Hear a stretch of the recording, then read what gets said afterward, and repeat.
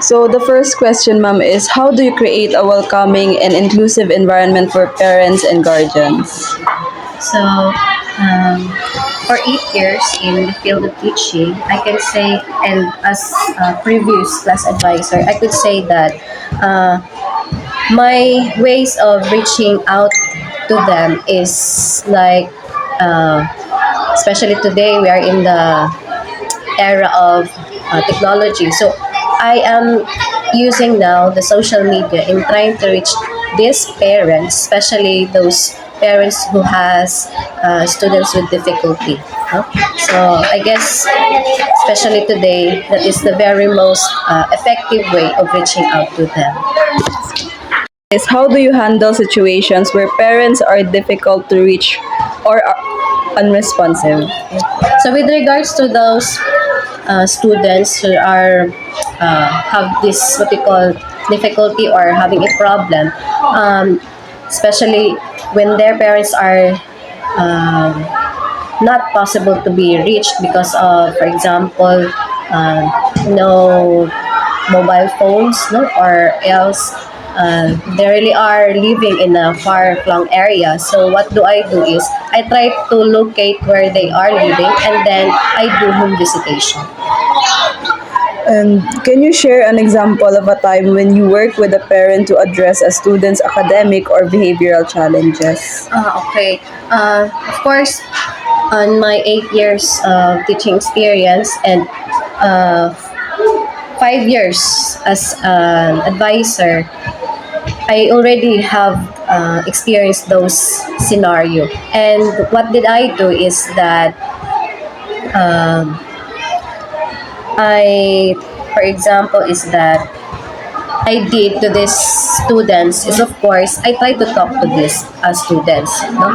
And especially if the parents are already are possible to reach, then I try to call their attention and talk with the parent about the behavior of their children or their student, and then I mean their child. And for that, based on what I did, talking, having a conference with them, I see positive results. So the students are already having this improved behavior, or especially in academic, they have improved already because in doing this, what we call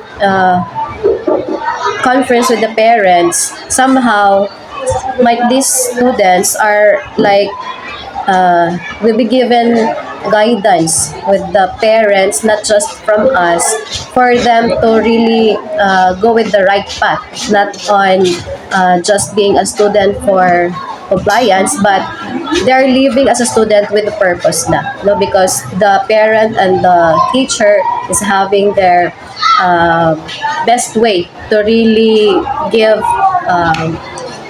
ano siya, good way or guidance to the students for them to be able to reflect that they should change, they should improve for the betterment of their and for the future of them. How do you collaborate with other teachers to ensure consistency in teaching and learning strategies? Okay. So with regards to learning strategies, especially if I have realized that I lack something, no, with regards to how I deliver my lesson. So what I did is that I try to reach this specific colleagues of mine, and then I try to approach and have a mentoring with them. No? I try to ask what could be the possible or most, I mean, improved way of delivering lessons so that the students will learn more from the subject. Can you give an example of a successful team project or initiative you participated in with colleagues? Okay. So with regards to that, there was once, no, that was during the senior high school program wherein I tried to have this collaborative activity with my colleagues, and we have that through a product exhibit.